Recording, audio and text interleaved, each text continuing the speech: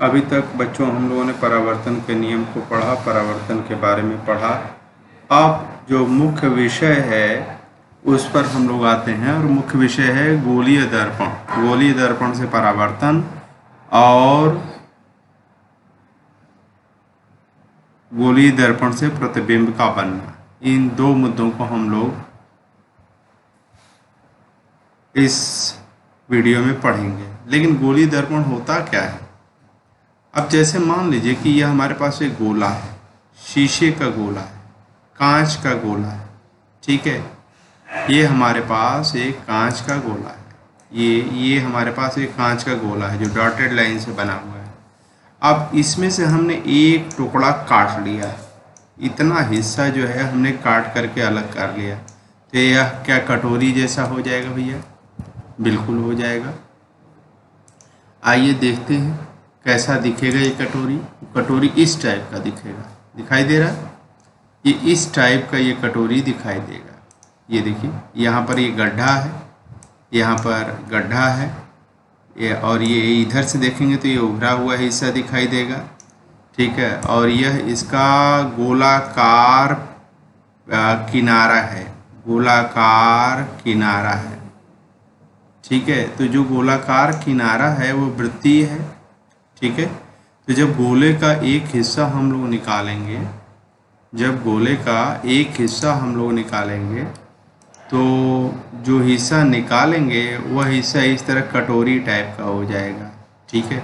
अब ये है कि जैसे किसी दर्पण में हम लोग जो है क्या करते हैं, पॉलिश करते हैं। तो पॉलिश हम लोग अगर बाहर से अगर कर देंगे, यहाँ पर अगर हमने पॉलिश बाहर से कर दिया, अच्छा इसके लिए सिंबल क्या है? ये इसके लिए सिंबल इस तरीके से इस तरीके से जो है सिंबल बनाया जाता है। ये इस तरीके से, ये दर्पण जो है वो इस तरीके का सिंबल है। अब इसको हम इस साइड से जो है पॉलिश कर देते हैं। आप देखिए, कोई भी दर्पण देखिए तो लाल रंग का पीछे पॉलिश होता है, तो यह परावर्तक तल हो जाएगा। इस साइड से ये परावर्तक तल हो जाएगा, तो इसको अवतल दर्पण बोलते हैं। अगर उस तरीके से अगर कर दिया जाए तो इसको हम अवतल दर्पण बोलेंगे। अवतल दर्पण जो है वह एक गोले का हिस्सा है, इसलिए यह गोलीय दर्पण भी है। अब किसी बच्चे का कहना सर अंदर से हम पॉलिश कर देंगे, अंदर से पॉलिश कर देंगे तो परावर्तक तल किधर वाला हो जाएगा? इधर वाला हो जाएगा। तो ये जो परावर्तक तल हो जाएगा, इधर वाला जो ये परावर्तक तल हो जाएगा भैया, ठीक है, तो यह दर्पण जो है उत्तल दर्पण कहलाएगा। अंग्रेजी में इसको कॉन्वेक्स मिरर बोलते हैं, और वो इस तरीके का हो जाएगा, ठीक है। उसको चिन्ह से ऐसे दिखाएंगे, जो धारी ये बनाई गई है वो पॉलिश को दिखा रही है, और जिधर धारी नहीं बनी है वो परावर्तक तल को दर्शा रहा है। तो गोलीय दर्पण मैं समझता हूँ कि आपको स्पष्ट हो गया होगा कि गोलीय दर्पण किसे बोलते हैं। अब गोलीय दर्पण से संबंधित कुछ पदों के बारे में मैंने कहा था कि आप लोग पढ़ लीजिएगा और नोट भेजिएगा। खुशी की बात यह है कि ज़्यादातर बच्चों ने जो है उसको पढ़ा और उसको नोट बना करके भेजा था। जैसे यह गोलीय दर्पण है, यह गोलीय दर्पण है, तो वो क्या है? इस गोले का हिस्सा है। तो इस गोले का हिस्सा है तो उस गोले के केंद्र को हम बोलते हैं वक्रता केंद्र, और अंग्रेजी में उसको बोलते हैं सेंटर ऑफ कर्वेचर, ठीक है, ओके। और उस गोले के रेडियस को हम बोलते हैं वक्रता त्रिज्या, और अंग्रेजी में बोलते हैं रेडियस ऑफ कर्वेचर, ठीक है। उस गोले के बिल्कुल मध्य बिंदु को, उस गोले के बिल्कुल मध्य बिंदु को हम बोलते हैं, अंग्रेजी में तो पोल बोलते हैं और हिंदी में ध्रुव बोलते हैं, ठीक है। और वक्रता केंद्र को ध्रुव से मिलाने वाली जो है लाइन होती है, इसको प्रिंसिपल एक्सिस बोलते हैं, प्रिंसिपल एक्सिस या मुख्य अक्ष बोलते हैं, ठीक है। वही बात कॉन्वेक्स मिरर यानी उत्तल दर्पण के बारे में भी सत्य है। देखिए, अवतल दर्पण में जो है भैया बाहर से पॉलिश किया गया है, और उत्तल दर्पण में क्या है? अंदर से ये पॉलिश किया गया है। ये जो शेड दिखाई दे रहा है वो पॉलिश को बोलते हैं, ठीक है। और जो है एक पद है इसमें, उसको दूसरे चित्र से समझाना पड़ेगा, गोलक। गोलक का क्या मतलब होता है, गोलीय दर्पण के गोलक का क्या अर्थ होता है। तो ये देखिए इसके किनारे किनारे किनारे किनारे किनारे किनारे ये अगर खींचा जाए तो यह वृत्त टाइप का होगा, और ये वृत्त टाइप का होगा तो इस वृत्त का जो यह व्यास है, इस वृत्त का जो यह व्यास है बच्चों, ठीक है, इसी को इस दर्पण का गोलक बोलते हैं। ठीक है, तो गोलक का अर्थ आप लोगों को समझ में आ गया, बिल्कुल समझ में आ गया होगा। तो ये हमारा जो है गोलीय दर्पण है। अब इस गोलीय दर्पण से चित्र कैसे बनता है इसको समझने के लिए हमारे पास जो है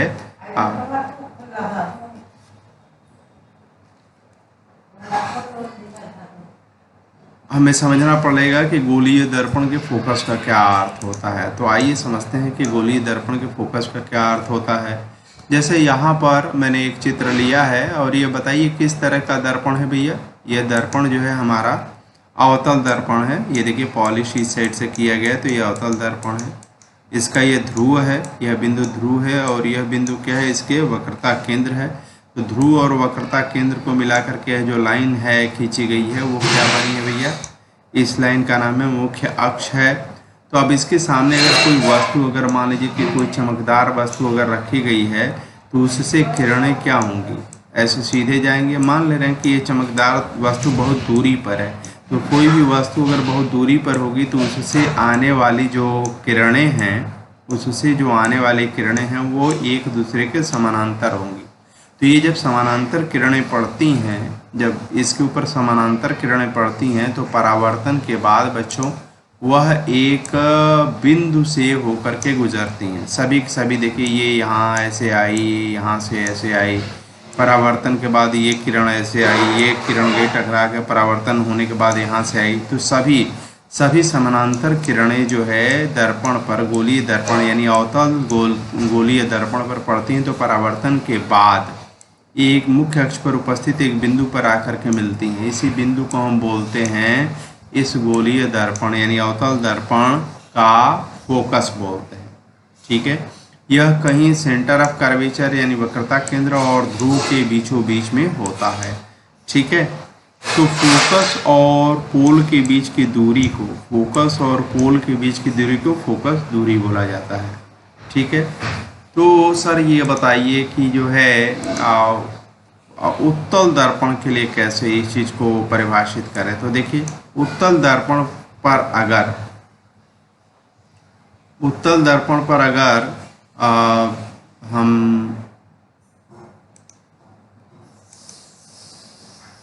किरणों को पढ़ने दें, ये देखिए ये किरण पड़ी, ये किरण पड़ी, ये समानांतर किरणें हैं। इनमें खासियत ये रखी गई कि ये किरणें समानांतर रहें। ठीक है ना, तो ये समानांतर किरणें पड़ी, ठीक है, ये पड़ी। परावर्तन के बाद क्या हो जा रहा है, वो ऐसे गुजर रही है, वो ऐसे गुजर रही है। ठीक है, ये ऐसे गुजर रही है, ये ऐसे गुजर रही है, इस तरीके से ऐसे गुजर रही है। जब इनको पीछे बढ़ाया जाए, जब इन जो है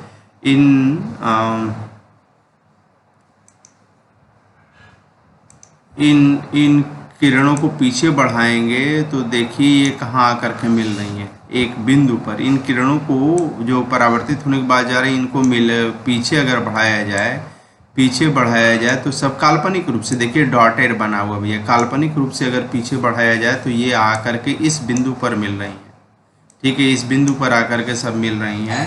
तो इस बिंदु को हम बोलेंगे उत्तल दर्पण का फोकस। तो उत्तल दर्पण का फोकस अगर कोई कहेगी परिभाषित करिए उत्तल दर्पण का फोकस क्या होता है, तो आप कहिए कि यदि उत्तल दर्पण पर उसके मुख्य अक्ष के समानांतर अगर किरणें पड़ें, ठीक है, तो परावर्तन के बाद वो जिस बिंदु से आती हुई प्रतीत होती हैं। अगर आप आँख यहाँ पर ला करके रखिए तो आँख अगर यहाँ रखेंगे तो आँख को लगेगा किरणें ये यहाँ से आ रही हैं, ये किरणें जो हैं ये यहाँ से आ रही हैं।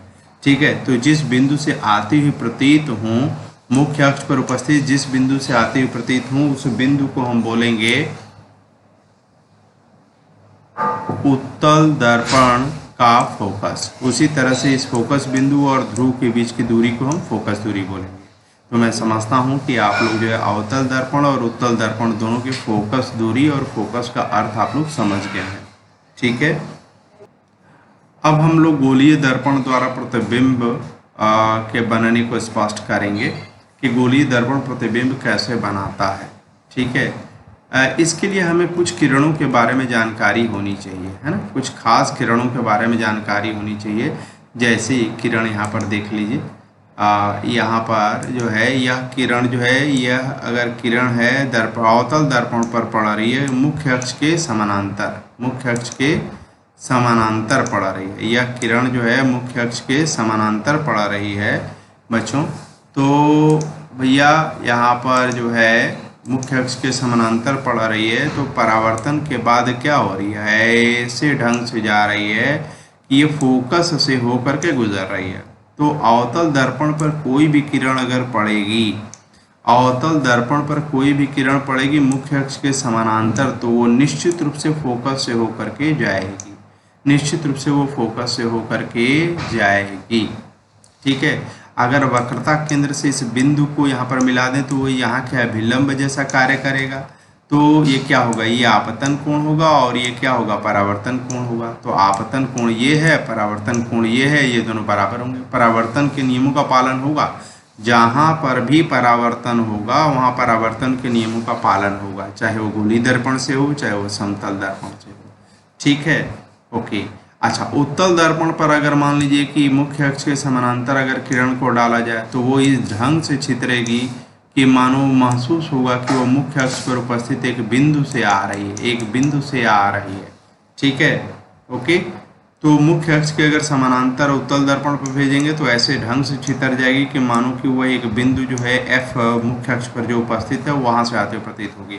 और अगर अवतल दर्पण पर अगर ये किरण अगर ऐसे समानांतर मुख्य अक्ष के पड़ती है तो वो वास्तव में फोकस से होकर के जाएगी, आती हुई प्रतीत नहीं होगी, सचमुच किरण जाएगी। यहाँ पर देखिए किरण तो छटक करके इधर जा रही है, लेकिन आँख यहाँ पर अगर लगाएंगे तो आपको लगेगा कि ये यहाँ से आ रही है, क्योंकि आँख को सीधे देखने की आदत है।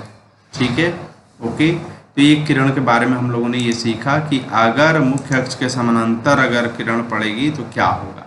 अब देखिए एक और खास किरण के बारे में, अगर मान लीजिए कि कोई किरण फोकस से होते हुए अवतल दर्पण पर पड़ेगी तो वो क्या हो जाएगी, वो मुख्य अक्ष के समानांतर होते हुए परावर्तित हो जाएगी।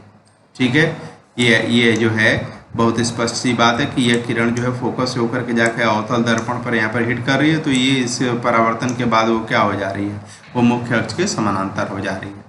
ठीक है, अब यहाँ पर देखिए अगर ये फोकस की तरफ अगर पड़ रही है, देखिए ये है फोकस की तरफ है, तो भैया ये परावर्तन के बाद क्या हो जाएगा, मुख्य अक्ष के समानांतर हो जाएगी। ठीक है, तो ये किरण का भी व्यवहार हम समझ गए। एक यह किरण अगर मान लीजिए कि अवतल दर्पण पर पड़ रही है और ये वक्रता केंद्र से हो करके जा रही है और दर्पण पर पड़ रही है, तो वो परावर्तन के बाद क्या हो जाएगा, परावर्तन के बाद जो उसी रास्ते पर चली जाएगी, उसी रास्ते पर चली जाएगी।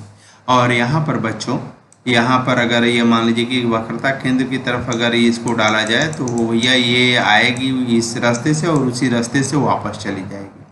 ठीक है, तो आज मैं इतना ही छोड़ दे रहा हूँ, लेकिन एक होमवर्क मैं दे रहा हूँ कि आप स्पष्ट कीजिए कि यहाँ जैसे यहाँ पर देखिए आपतित किरण और परावर्तित किरण दोनों का रास्ता अलग है, लेकिन जब वक्रता केंद्र से यह किरण जा रही है तो क्यों उसी रास्ते पर वापस जा रही है।